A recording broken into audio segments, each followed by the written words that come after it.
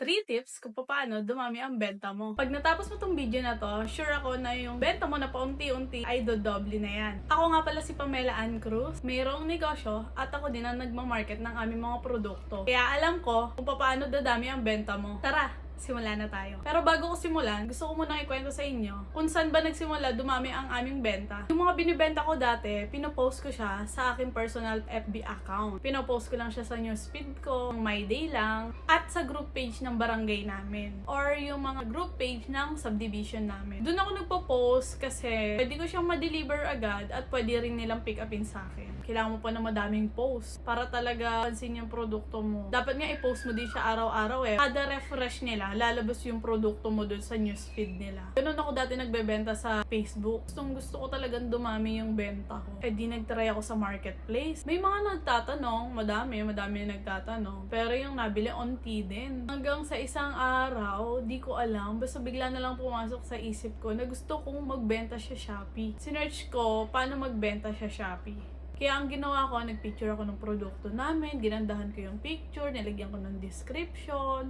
kung anong size, kung anong mga kasama nung, kung anong mga nakalagay. Pero, dumami yung order namin nung naipost ko na siya sa Shopee. Pero nung una, hindi naman agad-agad dadami yung order nyo. Yung order ng nasa Facebook ka lang, iba dun sa order ng nasa Shopee ka. Kasi si Shopee, ang sakop niya, buong Pilipinas. Kaya doon ako napaisip na talagang maganda rin yung pinasok ko. Dumami yung order hanggang sa kami na lang talaga yung susuko. Kaya ito yung 3 tips kung paano dadami yung benta mo. Number 1, dapat presentable yung picture na ipopost mo. Kasi lahat ng tao ngayon sa online na nang titingin. Unang tingin pa lang nila, maaakit na agad sila.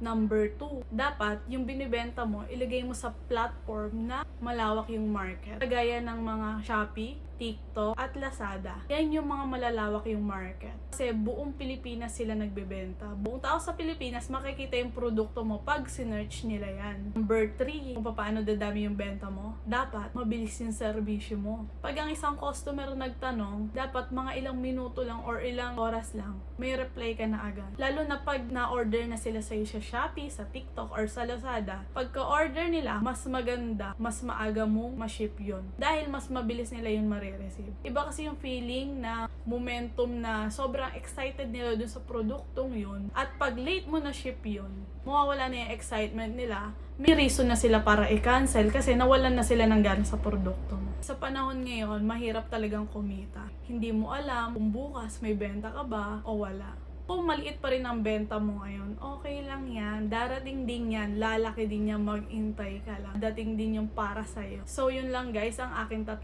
tips. Siya nga pala guys, may binibenta akong wooden alkansya. Yan nagsimula yung produkto namin. Yan yung sinasabi ko sa inyong nagsimula sa Facebook hanggang sa lumipat sa Shopee. Check nyo na lang yan dyan sa link. So, paano guys? Yun lang. Please like and subscribe and follow nyo na din ako.